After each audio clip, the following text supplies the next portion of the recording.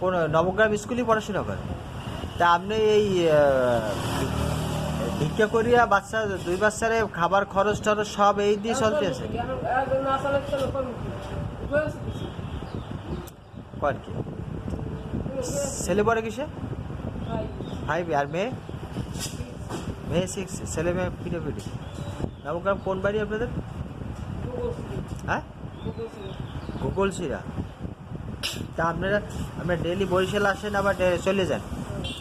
আর যেহেতু আপনিও ভিক্ষাগিরি করেন, সেও করে, ঠিক আছে, দুইজনের ভিতরে শুনি প্রায় একটা দ্বন্দ্ব বাজে, গ্যাঞ্জাম বাজে। এই বাজারটা কারণটা কি বাদি?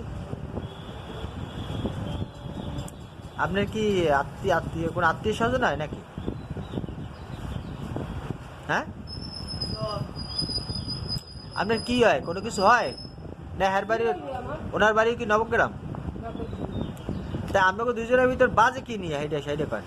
আপনিও মুরব্বী মানুষ, সে মুরব্বী মানুষ, একজনে দেখতে পারেন না। একজনে দেখলে গালাগালি করেন, হুড়াহুড়ি করেন, চৌমতো বসিয়া, ঠিক আছে, বিভিন্ন স্পটে বসিয়া টাকা বলেন। আর রিজিক দেওয়ার মালিক কেটা? উপর আল্লাহ না? মানুষ কি কোনোদিন পারে কি করতে?